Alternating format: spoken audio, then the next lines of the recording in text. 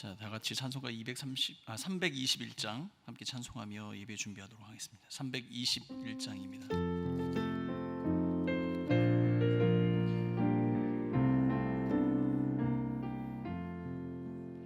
날 대속하신 예수께 내 모든 생명 드리리. 날 진실하게 하소서. 내 구주 예수여, 나 구주 위에 살리라.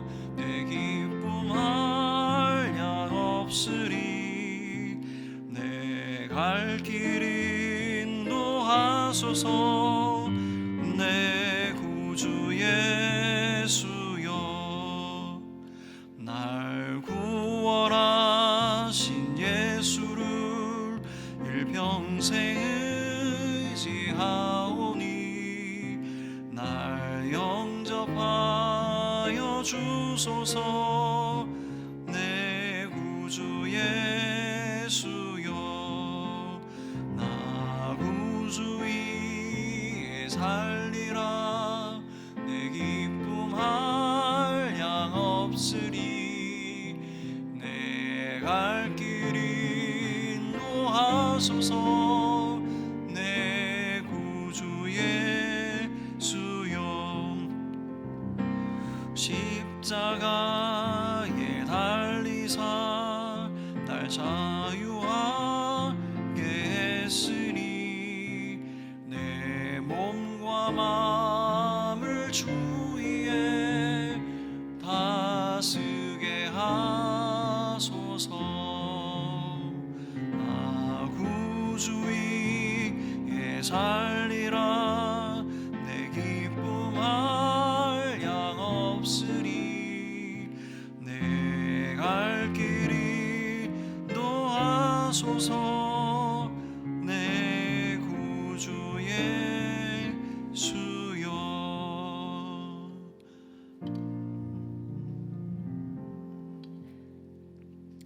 다 같이 사도신경으로 우리 신앙을 고백하겠습니다. 전능하사 천지를 만드신 하나님 아버지를 내가 믿사오며 그 외아들 우리 주 예수 그리스도를 믿사오니. 이는 성령으로 잉태하사 동정녀 마리에게 나시고 본디오 빌라도에게 고난을 받으사 십자가에 못 박혀 죽으시고 장사한 지 사흘 만에 죽은 자 가운데서 다시 살아나시며 하늘에 오르사 전능하신 하나님 우편에 앉아 계시다가 저리로서 산자와 죽은 자를 심판하러 오시리라. 성령을 믿사오며 거룩한 공예와 성도가 서로 교통하는 것과 죄를 사하여 주시는 것과 몸이 다시 사는 것과 영원히 사는 것을 믿사옵나이다. 아멘. 찬송가 272장 함께 찬송하겠습니다.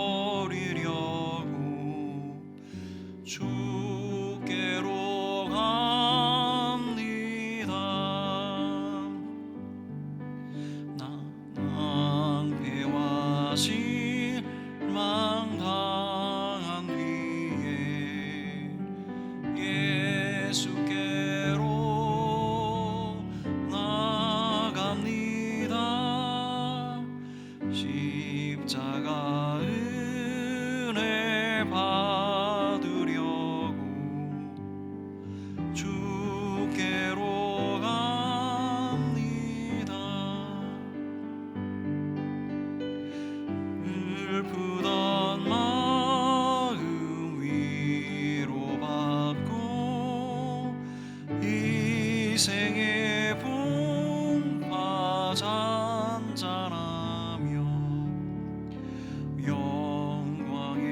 찬송 부르려고 주께로 갑니다.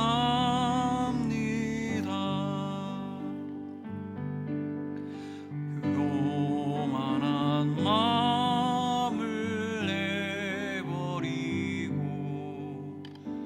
예수께로 나갑니다. 복 되신 말씀 따르려고 주께로 갑니다.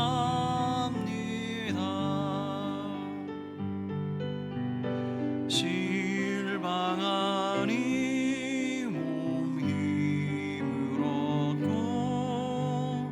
예수의 그 신사랑받아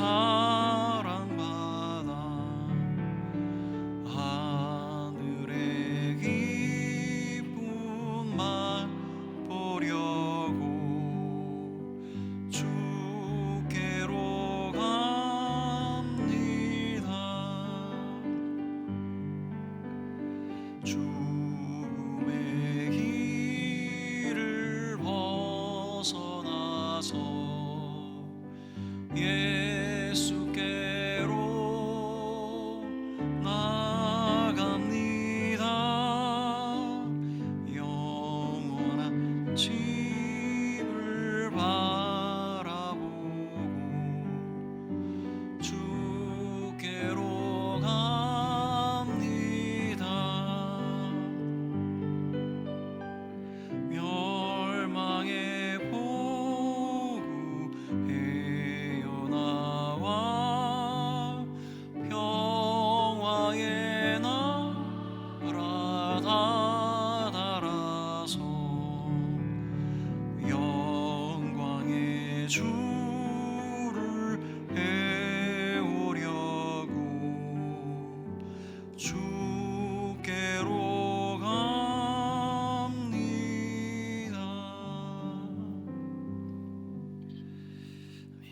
이 예배를 위해서 이순남 권사님 기도해 주시겠습니다.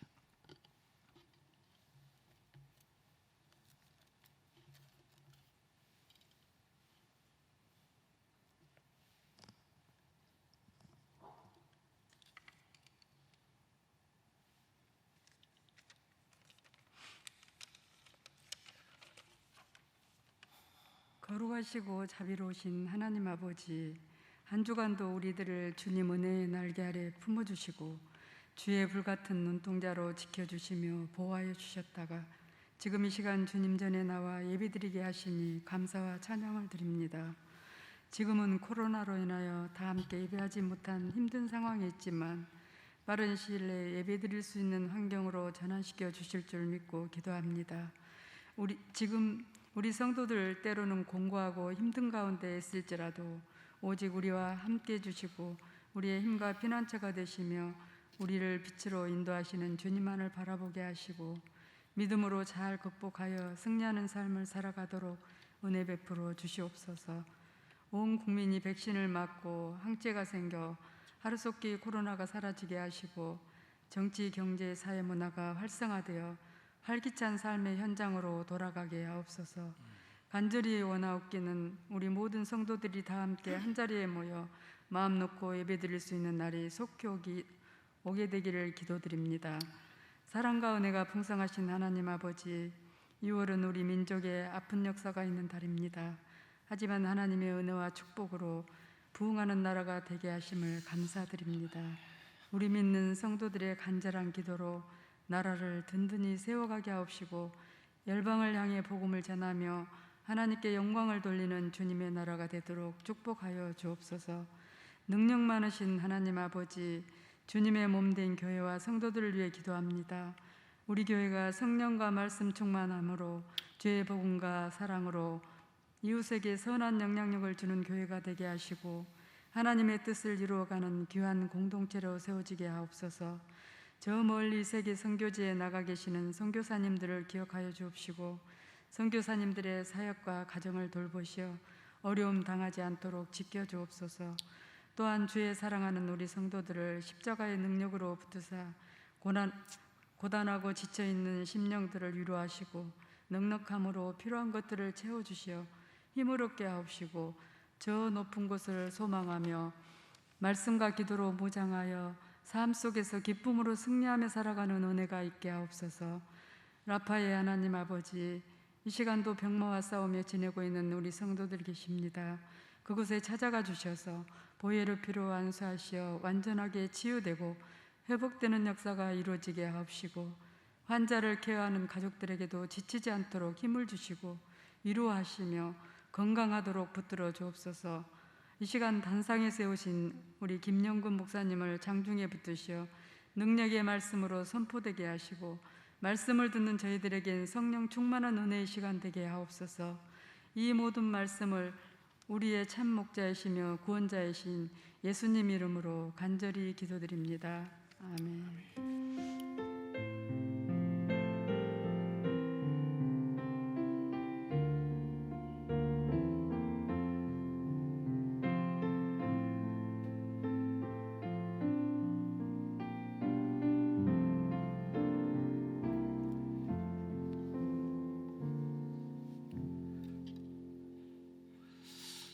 자, 오늘 우리가 함께 나눌 말씀은 잠언 30장 8절에서 9절까지의 말씀입니다. 잠언 30장 8절에서 9절 말씀을 우리 다 같이 한 목소리로 함께 합독하겠습니다. 잠언 30장 8절에서 9절 말씀 같이 합독합니다. 곧 헛된 것과 거짓말을 내게서 멀리 하옵시며 나를 가난하게도 마옵시고 부하게도 마옵시고 오직 필요한 양식으로 나를 먹이시옵소서. 혹 내가 배불러서 하나님을 모른다 여호와가 누구냐 할까 하며 혹 내가 가난하여 도둑질하고 내 하나님의 이름을 욕되게 할까 두려워함이니이다. 교회 공동의 기도 제목을 놓고 함께 기도하는 시간 갖도록 하겠습니다. 제가 교회 공동의 기도 제목을 읽어드릴 때 아멘으로 화답하시고 한 마음으로 함께 기도하겠습니다. 교회 공동의 기도 제목입니다. 온 성도들이 예수님의 사랑을 날마다 체험받고 성령의 은사로 사랑방 지체를 섬기게 하옵소서. 신앙과 양심의 자유를 파괴하고 가정의 가치를 무너뜨리는 평등법 발의가 멈춰지게 하옵소서. 한국교회가 북한 이탈 주민을 품고 민족 복음화와 평화 통일을 위해 부르짖게 하소서. 이 세 가지 기도 제목을 놓고 함께 기도하겠습니다. 함께 기도합니다. 사랑하는 하나님 아버지, 주님의 은혜 가운데 우리 온 성도들을 예수 그리스도의 사랑으로 날마다 그 체험을 받게 하여 주시고 성령께서 부으시는 그 은혜로 말미암아 살아가는 우리 모두가 되게 하여 주옵소서.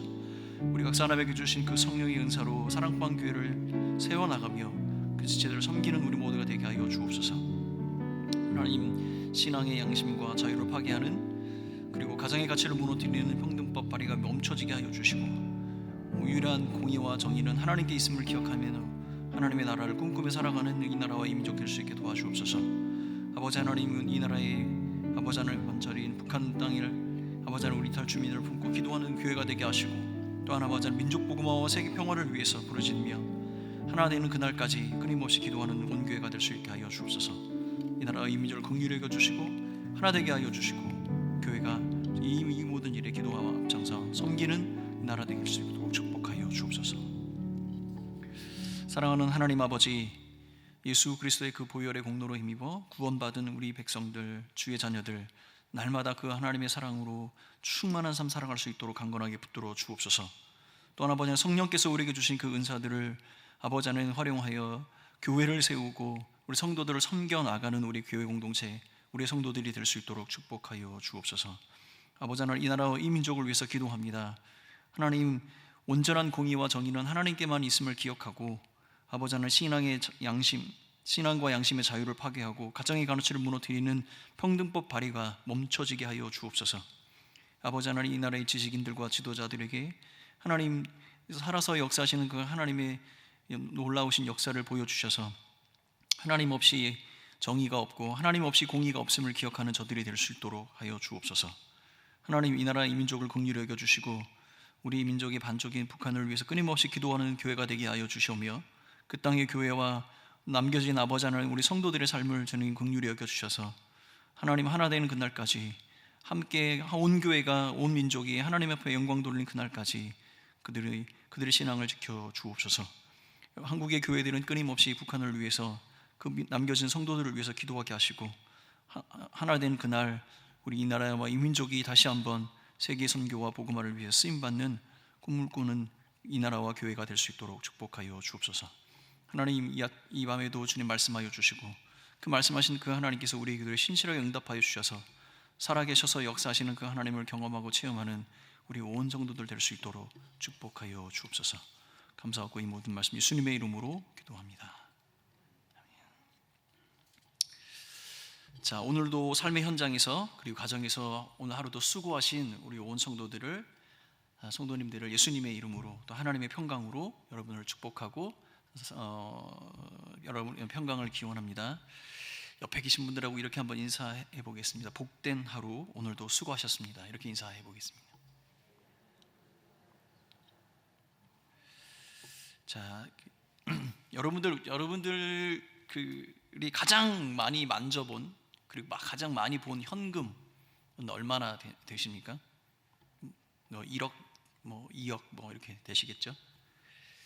근데 요즘은 사업하시는 분들도 이렇게 현찰을 많이 사용하지 않기 때문에 그 현금이나 현찰을 그렇게 볼 수 있는 그런 기회가 많이 없을 텐데 제 이야기를 한번 잘 들어보셔야 됩니다. 네, 제 이야기를 한번 들려드릴게요. 제가 어느 날 한 지인을 만나러 그분의 사무실에 갔는데 그 사무실 안에 탁자 위에 보자기로 뭔가 이렇게 쌓여 있었습니다. 그리고 지인이 그 보자기를 딱 들추는데 거기 보니까 현금이 이 탁자 위에 가득히 이렇게 쌓여 있었습니다. 상당히 많았습니다. 처음 보는 액수였습니다. 근데 저한테 말해주는데 10억이라고 얘기했습니다. 그러더니 한참을 얘기하더니 그분이 얘기하는 말이 이 돈을 너를 위해서 준비했으니 네가 가져가라 이렇게 얘기합니다. 그 깜짝 놀랐습니다.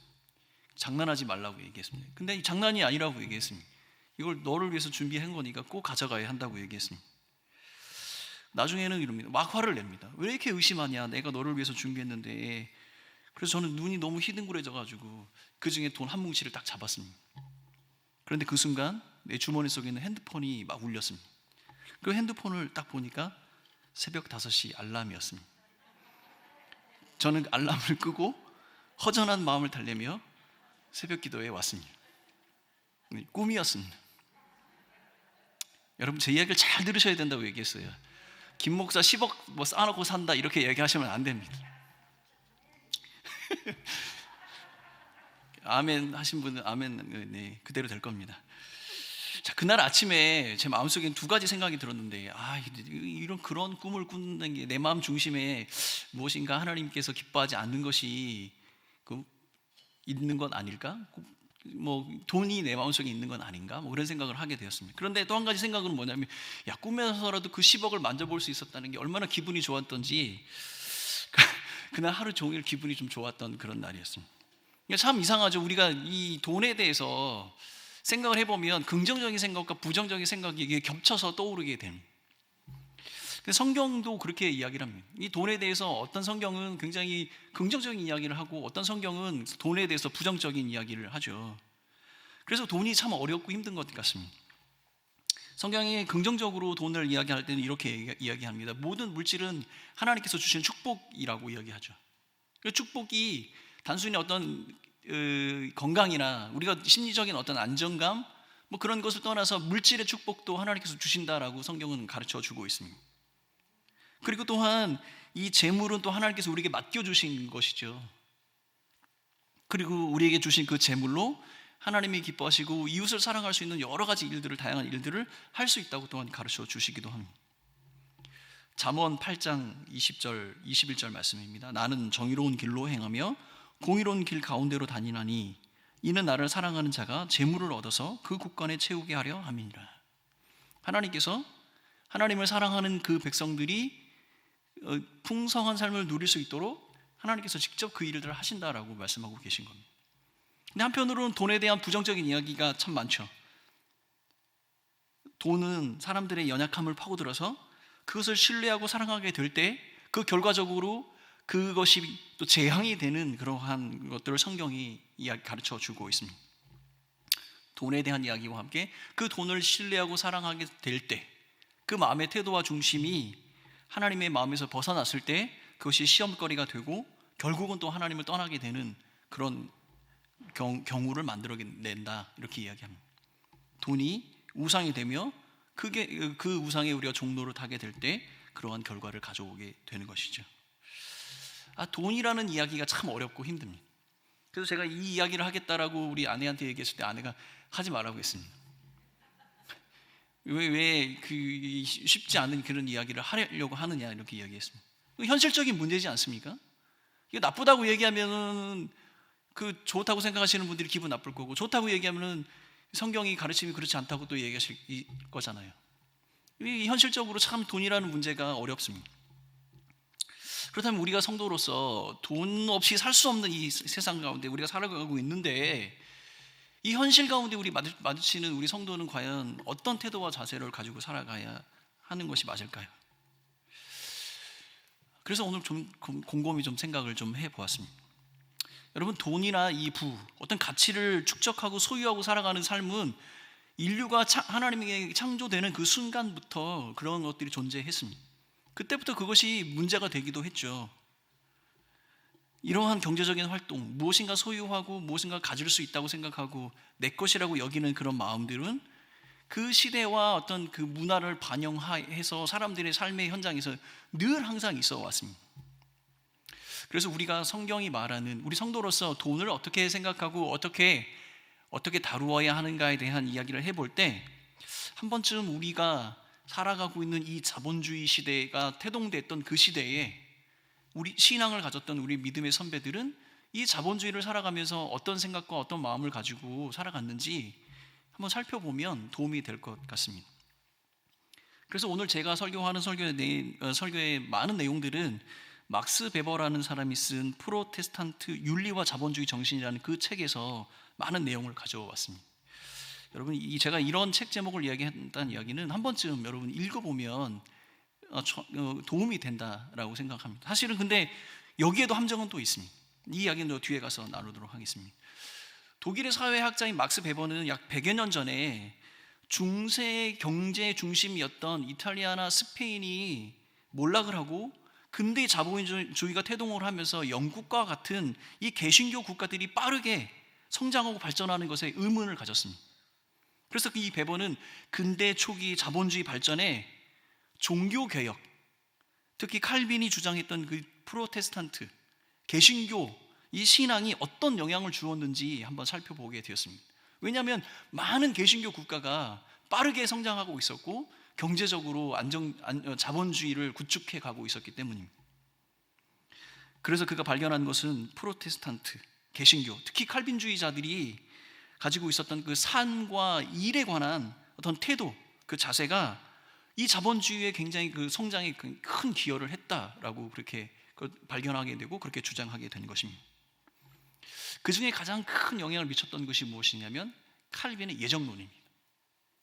예정론이란 무엇이냐면 구원과 관련된 이야기인데, 어떠한 사람들은 그 영원한 은혜 가운데 있어서 구원받는 대상으로 선택이 되었고, 어떤 사람들은 죄로 말미암아서 영원한 심판 가운데 버려짐을 당했다.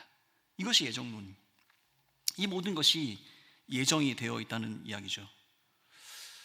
여러분, 사실은 이 예정론은 우리가 반드시 꼭 많은 시간을 들여서 공부를 해 보아야 하는 중요한 주제입니다.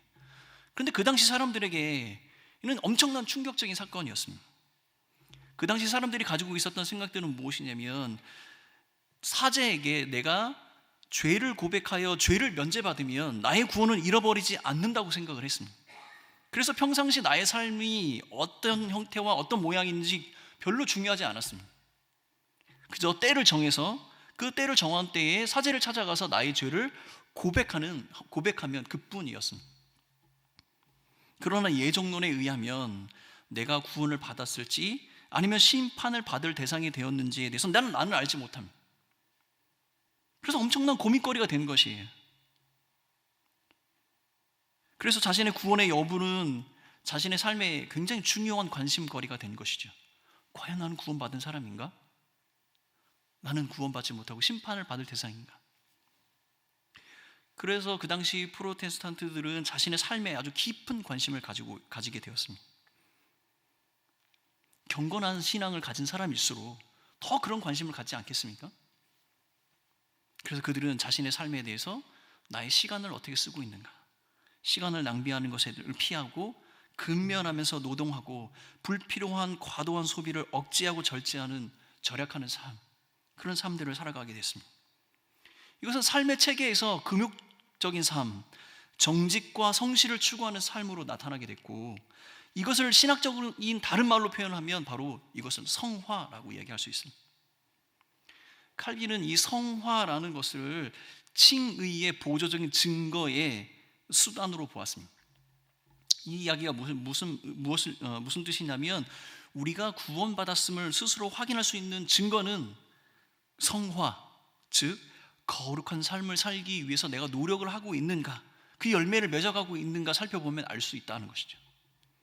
우리가 믿음으로 구원을 받는다라는 그 사실이 다 받아들여졌지만, 내가 정말로 하나님의 그 예정의 가운데 구원받은 사람인가 알 수 있는 방법은 내가 지금 거룩한 삶을 추구하며 살고 있는가, 그 열매를 맺고 있는가, 나는 금욕하며 절제하며 성실하고 근면한 삶들을 살고 정직하며 살아가고 있는가, 이 열매를 통해 내가 구원받는 사람일 수도 있다라고 생각하며 최선을 다하는 삶들을 살아가는 것이죠.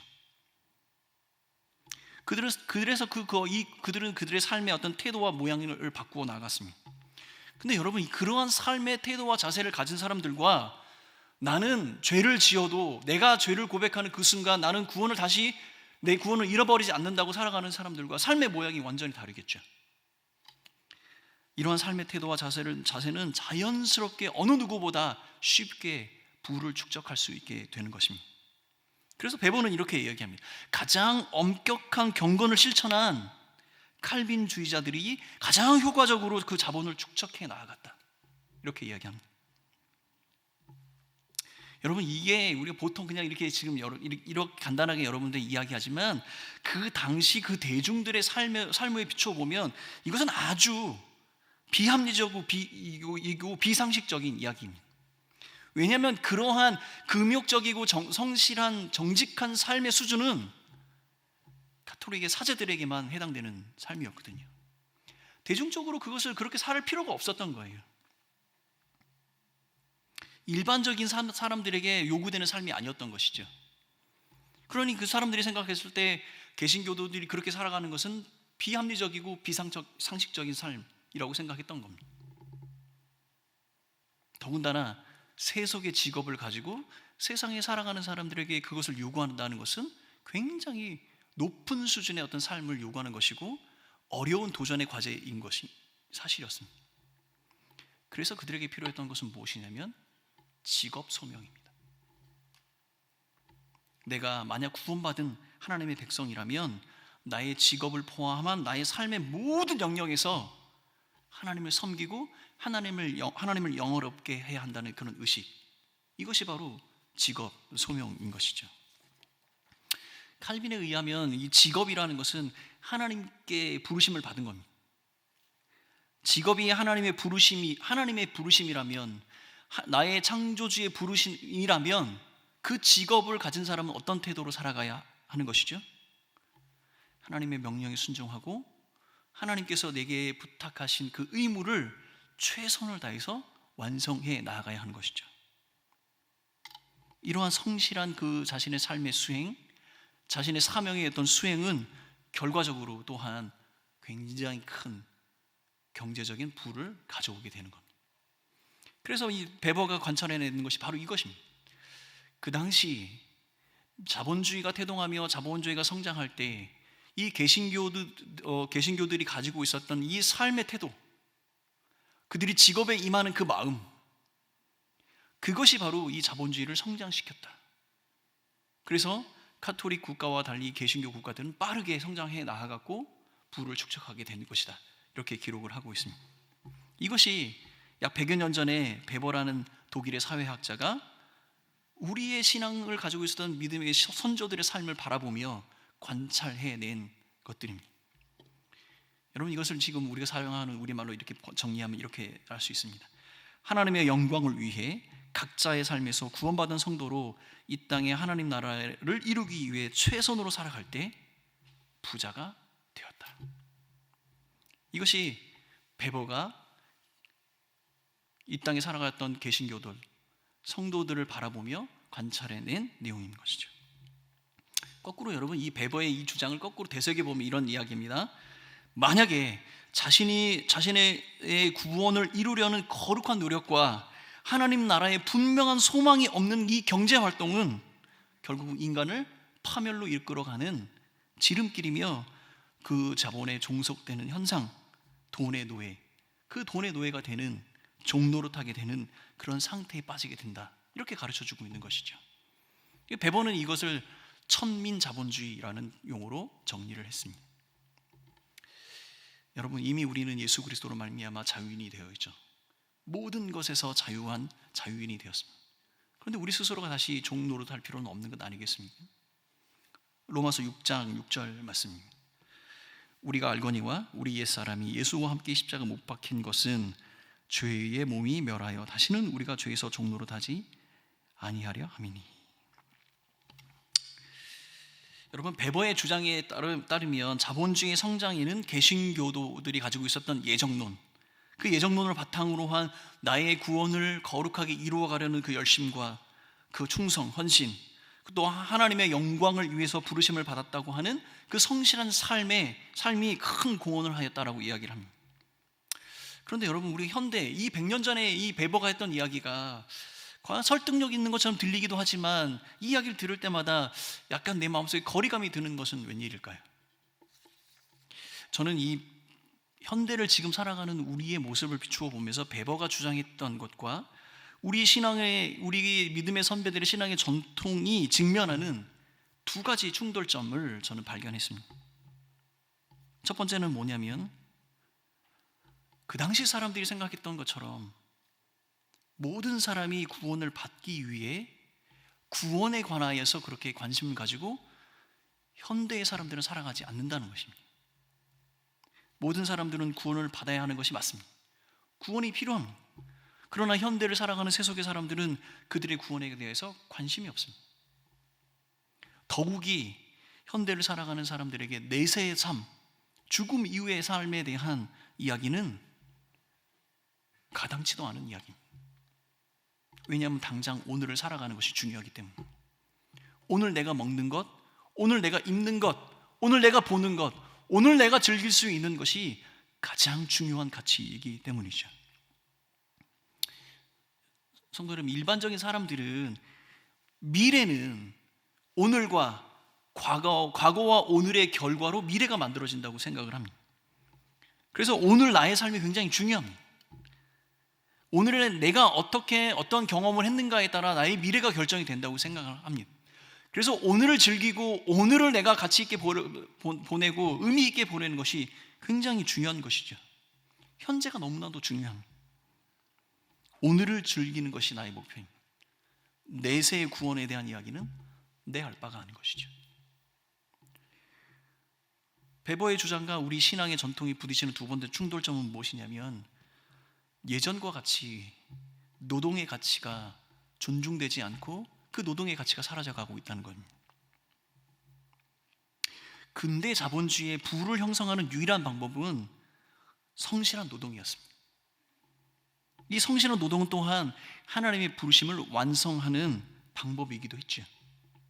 그런데 현대에 살아가는 사람들은 자본의 지배를 받습니다. 노동이 없이 자본을 생산하는 그 시스템을 원합니다. 그래서 사람들은 부동산과 주식과 코인에 관심을 가지고 열공하는 겁니다. 일하지 않아도 먹고 살기를 원합니다. 지금 내가 땀 흘려서 일하는 이유는 일하지 않고 먹고 살고 싶기 때문입니다. 삶의 목적이 완전히 뒤바뀌었습니다. 우리는 더 이상 나의 구원을 위해서 거룩한 노력과 하나님 나라의 분명한 소명을 위해서 살아가는 이 삶의 체계로서의 금욕, 정직, 성실의 가치를 말하기 어려운 시대를 살아가게 되는 것이죠. 그렇다고 해서 여러분, 우리 성도들이 그러면 될 대로 되라? 이런 시대와 이 고민과 이 시대 상황과 고민 앞에서 그러면 우리는 어떻게 생각하고 어떻게 이야기를 하며 살아가야 하는 걸까요? 사실 여러분, 이것에 답하기가 너무 어렵습니다. 이런 거예요, 여러분. 제가 만약에 여러분 정말 앞에 말했던 것처럼 10억이 내 안에 있으면서도 하나님께서 주신 그 마음을 지켜내는 사람이었다면 좋은 본보기가 되겠죠. 근데 여러분, 제가 단언컨대 저는 한 번도 10억을 가져본 적이 없습니다. 그럼 여러분, 제가 말하는 것이 여러분에게 교훈이 되겠습니까? 세상의 사람들은 그렇게 이야기합니다. 그런데 여러분, 우리가 그럼에도 불구하고 우리는 이 땅에 하나님의 부르심을 받은 성도로 살아간다면 우리는 이것에 대해서 우리의 삶으로, 우리의 입술로 말할 수 있어야 합니다. 적어도 내가 성도라면, 만약 우리의 삶이 하나님의 주권적 섭리 가운데 있고 내가 하나님의 부르심 가운데 충성된 삶을 살기를 원한다면 이러한 시대의 상황과 고민 앞에서 오히려 나의 삶의 분명한 목적, 나는 왜 이 땅에 살고, 나는 왜 이 땅에 살며 그러한 경제 활동을 하고 돈을 써야 하는가 이야기할 수 있어야 하는 것입니다. 여러분, 제가 이사 갈 때 짐을 싸지 않습니까? 그 이사 갈 때 쌌던 짐을 언제 풀죠? 다음번 이사 갈 때 풀죠.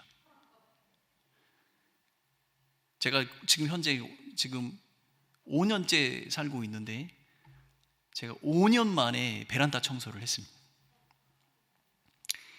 이게 좁은 집에 사는 사람들이 이게 어려운 게 뭐냐면요, 짐을 놓을 데가 없어서 이 짐을 치우려면 다른 짐을 또 치워야 되고 그 짐을 치우려면 또 이 짐을 치워야 됩니다. 그러니까 어떻게 하죠? 안 보이는 곳에 감추어 두는 것을 잘 포장하면 됩니다. 없는 것처럼 보이게 하면 됩니다. 그래서 제가 베란다 문은 한쪽 문을 열지 않고 살았습니다. 한쪽만 열고 살았어요. 그런데 한쪽 문을 열어보니까 묵직해 묵은 짐들이 엄청났습니다. 그래서 그 짐들을 다 꺼냈습니다. 제가 한 15봉지는 버린 것 같아요. 50리터짜리 쓰레기 봉다리로 한 5개는 버렸고 그냥 재활용으로 할 수 있는 것은 한 10개 이상을 버렸습니다. 그런데 어느 그 짐들을 하나 꺼낼 때마다 무슨 생각이 들어요? 와, 이런 것도 있었구나. 와, 이것도 있었네. 와, 이것도 내가 샀단 말이야. 이런 것들이 있어요. 근데 그걸 살 때 저는 무슨 생각하면서 샀을까요? 얼마나 가치 있다고 생각하면서 내가 그것을 잘 써버리라고 생각하며 목적으로 샀겠죠. 근데 그것이 잊혀지는 이유는 무엇이죠? 그 목적이 사라졌거나 그 가치가 사라졌을 때 그것은 내 관심 속에서 벗어나는 겁니다. 그래서 어느 한순간 결단을 하게 되는 것이죠. 이것은 바로 쓰레기통. 내가 설정한 목적과 가치가 없어지는 그 순간 그것은 아무 의미가 없어지는 것이고 쓰레기의 통에 버려도 아무 문제가 없는 것입니다. 여러분, 많은 사람들이 돈을 많이 벌기를 원합니다. 돈이 없어서 불편한 그런 날이 없는 행복한 그런 날을 꿈꾸며 돈을 법니다. 과거에는 우리가 돈을 버는 많은 목적이, 돈을 모으는 이유가 나의 자아 실현과 행복 추구에 있었습니다. 그래서 어느 한 날 돈이 없어서 불편한 그날이 오지 않는 그날의 행복을 기다리며 우리는 돈을 모았습니다. 근데 그런 날이 지나도 사람들은 생각합니다. 다다익선, 돈을 더 벌기를 원합니다. 돈을 벌어주는 그날을 꿈꾸며 살아갑니다. 왜 이 돈이 나에게 있어야 되는지 그 목적을 알지 못하면 우리는 돈을 벌어갑니다. 이것이 현대를 살아가는, 어쩌면 우리가 우리의 인생의 참다운 목적과 삶의 의미를 기억하기보다 그냥 열심히 살아가야 하고 내게 없는 것보다 있는 것이 낫다고 생각하며 그리고 열심을 내며 살아가는 그 이유가 아닌가 생각이 됩니다. 사랑하는 성도 여러분, 목적과 가치가 사라지면 어쩌면 그 돈이 우리에게 독과 해가 될 수 있다는 사실을 여러분, 우리는 기억해야 합니다. 그러므로 사랑하는 성도 여러분, 돈이 되는 인생이 아니라 복이 되는 인생을 살아가야 하는 것이 아닐까요? 사람들은 이 과거를 미래의 어떤 이 결과를 과거 때문에, 우리가 사는 이 현재의 삶 때문에 두려워하는 마음으로 살아갑니다. 그러나 성도의 삶은, 성도의 미래는 하나님의 은혜 가운데 이미 정해진 하나님의 나라, 이 땅에 다시 오실 그 하나님의 나라에 들어가는 그 미래를 우리에게 약속받은 것 아니겠습니까? 그러면 여러분, 다시 한번 여러분에게 질문해 보겠습니다. 성도에게 왜 돈이 필요합니까? 성도에게 주신 이 돈은 우리의 삶의 분명한 목적과 가치를 이루기 위해서 하나님께서 이 돈을 우리에게 주시는 겁니다. 그것은 하나님께서 이 목적과 우리에게 분명히 가르쳐 주신 목적과 그 가치를 이루어 갈 때 또한 하나님께서 그것을 도우심으로 우리에게 이 축복의 돈, 이 경제를 우리에게 주신다고 말씀하고 있는 겁니다. 그래서 성경은 돈에 대해서 나쁘다고만 이야기하지 않고 좋다라고만 이야기하지 않고 나쁘기도 하고 좋을 수도 있다라고 이야기하고 있는 겁니다. 그 돈이 중요한 것이 아니라 그 돈을 가진 사람이 어떤 목적과 가치를 가지고 살아가는가, 그것이 그 돈이 의미가 있을 수도 있고 의미가 없을 수도 있게 만든다는 것이죠. 목적과 가치가 없이 쌓아서 있는 돈은 우상이 되는 것이고 탐심이 되며 결국은 우리를 하나님 앞에 실패하게 만드는 것입니다. 그러면 우리에게 주신 사명이 무엇인지 생각해 볼 필요가 있겠죠. 우리가 이 땅에 살아가는 목적이 무엇인가 생각해 볼 필요가 있지 않습니까? 우리가 이 땅에 살아가는 목적과 사명은 하나님의 나라를 이 땅에 이루며 생명을 살려내는 것이 우리에게 주신 사명이고 우리가 이 땅에 살아가야 할 목적이 되는 겁니다. 또한 이것을 하나님은 기쁨으로 여기신다고 말씀하셨고 이것을 통해서 하나님의 그 영광이 드러나기를 간절히 바라고 계시는 겁니다. 그러므로 우리가 돈을 버는 방법과 돈을 쓰는 방법은 이 목적에 합당해야 하는 겁니다. 여러분, 막스 베버는 개신교도들이 세속의 상식을 뛰어넘는 삶의 태도, 그 신앙이 자본주의를 발전시켰고 그들이 부를 축적할 수 있는 방법이었다라고 우리에게 말하고 있습니다. 돈이 아니라 거룩한 삶, 그 거룩한 삶이 목적이 될 때 하나님께서 그 목적을 이루게 하시기 위해 그들에게 물질을 또한 주셨다고 이렇게 해석할 수 있는 것입니다. 사랑하는 성도 여러분, 우리는 진노의 자식이었습니다. 형벌의 대상이었습니다. 죽어야만 하는 사람들이었습니다. 그런데 은혜로 말미암아 우리가 구원받은 것, 그 은혜로 우리는 족하지 않습니까? 그러면 우리 마음 중심에 내게 주신 물질, 그 물질의 참된 주인이 우리를 부르시고 우리를 사명 가운데 세우심을 기억하며 성실함과 거룩함으로 성도의 삶을 살아가야 하는 것, 그것이 우리의 목적과 삶의 가치 아닐까 생각합니다. 그래서 여러분, 오늘 우리가 함께 읽었던 이 본문이 우리에게 주는 딱 맞는 교훈이 아닐까 생각이 듭니다. 여러분, 다시 한번 잠언 30장 8절 9절 말씀 같이 한 목소리로 읽어보도록 하겠습니다. 잠언 30장 8절 9절 한 목소리로 읽습니다. 시작. 곧 헛된 것과 거짓말을 내게서 멀리 하옵시며 나를 가난하게도 마옵시고 부하게도 마옵시고 오직 필요한 양식으로 나를 먹이시옵소서. 혹 내가 배불러서 하나님을 모른다 여호와가 누구냐 할까 하오며 혹 내가 가난하여 도둑질하고 내 하나님의 이름을 욕되게 할까 두려워함이니라. 내게 주신 것을 감사하고 또 내게 주신 것으로 인하여 하나님의 나라와 그의 영광을 위해서 기쁨으로 살아갈 때 또한 하나님께서 우리에게 그 축복과 약속된 그 언약의 은혜를 우리에게 허락해 주실 것입니다. 여러분, 투기와 이 투자의 차이점을 아십니까? 그래서 제가 투기와 투자를 막 찾아봤어요. 여러분들이 많은 이야기를 했지만 투기와 투자는 저는 이렇게 정의하고 싶습니다.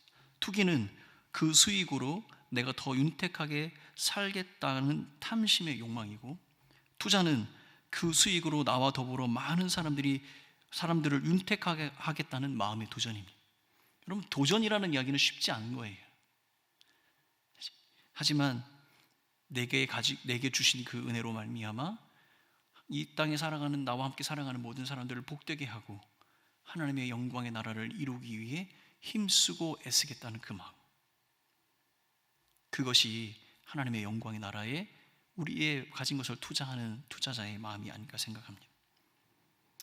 여러분, 지금 다시 한번 잘 들으셔야 합니다. 여러분, 우리가 살아가면서 한 번도 실패하지 않는 투자, 빛나고 값진 열매를 맺는 투자, 언제나 성공하는 투자의 비결을 여러분 알려드리겠습니다. 그 투자처를 여러분 가르쳐드리겠습니다. 여러분, 미래 세대에 투자를 하십시오. 제 아들이 이제 고3이 되었습니다.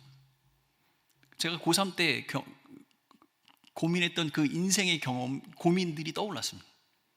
제가 고3이 되어서 이제 성년이 되는 그 문턱에 있을 때 나는 내 삶을 어떻게 살아야 하는가 아무것도 준비가 되지 않는 나를 발견하게 되었습니다. 그래서 제 아들을 보면서 우리 아들도 그러한 고민을 하겠구나 그런 생각을 하게 되었습니다.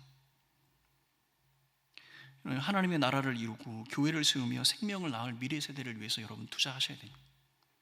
그들에게 마음과 우리 물질을 쏟아야 합니다. 여러분 빚지지 않고 공부할 수 있는 우리 미래 세대를 위해서 여러분 투자하셔야 합니다. 여러분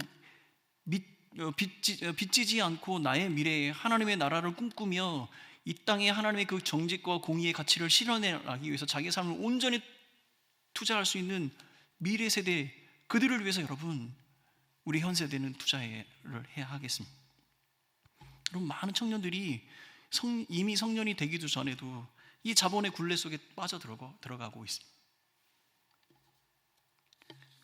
당장 내게 그 유익이 돌아오지 않을 수도 있습니다. 이 투자는 하나님의 나라를 꿈꾸는 것입니다. 이 땅에 하나님의 나라가 올 때까지 그 하나님의 언제일 줄 알 수 없지만 그 하나님의 나라가 오는 그날을 기대하며 투자를 하는 것입니다. 나의 자녀가 혜택을 받지 못할 수도 있습니다.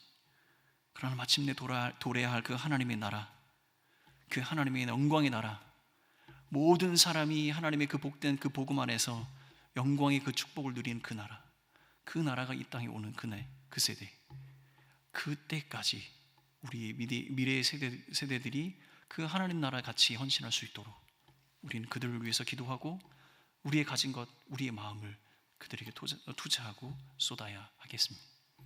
이제 여름 시즌입니다. 여름 시즌은 교육부서에 굉장히 바쁜 시즌이 있죠. 성경학교의 어떤 프로그램 하나가 사람을 변화시킬 수도 있습니다. 그러나 우리 마음 중심에 하나님의 나라를 꿈꾸며 우리의 다음 세대를 마음으로 담고 우리의 마음과 몸, 우리가 드릴 수 있는 많은 것들을 그들에게 투자한다면 그들이 하나님 나라의 또 다른 기둥이 되고 일꾼이 될 것입니다. 이 땅에 다시 오실 그 하나님의 나라를 꿈꾸며 미래 세대에 투자하시고 그 투자의 도전, 많은 사람들을 윤택하게 하는 그 영광을 누리시는 우리 성도님 되시기를 예수님의 이름으로 축원합니다. 이것이 하나님께서 우리를 향하여 기뻐하신 뜻으로 품고 계신 하나님의 마음임을 기억하는 우리 모두가 되었으면 좋겠습니다. 함께 찬양하며 나아가도록 하겠습니다. 찬송가 323장 함께 찬송합니다. 찬송가 323장 함께 찬송하겠습니다.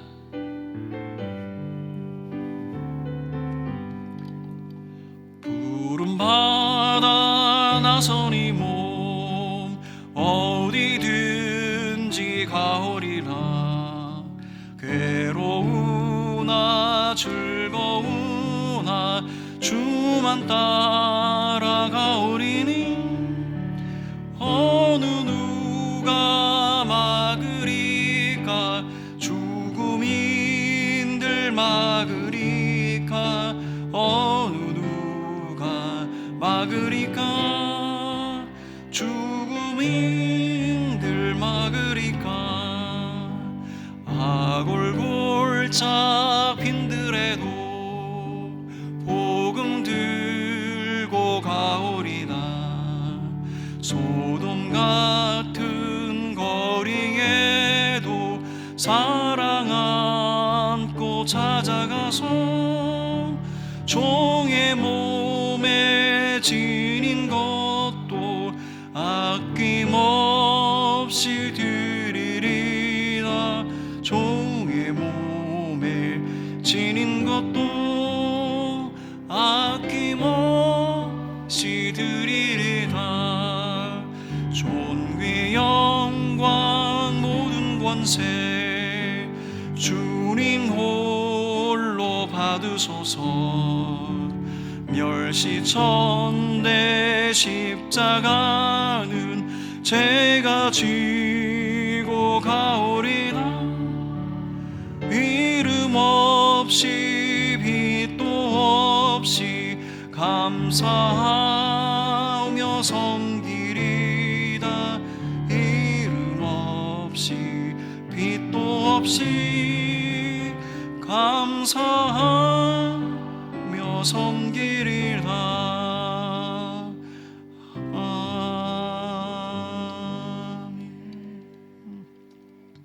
이 시간에 같이 우리가 한 마음으로 같이 합심해서 기도하며 나아가도록 하겠습니다.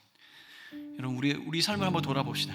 여러분, 혹시 목적 없이 사용하는 시간과 물질은 있는지 한번 살펴봅시다. 만약 나의 안락과 편안함을 위해서 구하는 것이 있다면 그것은 우상입니다.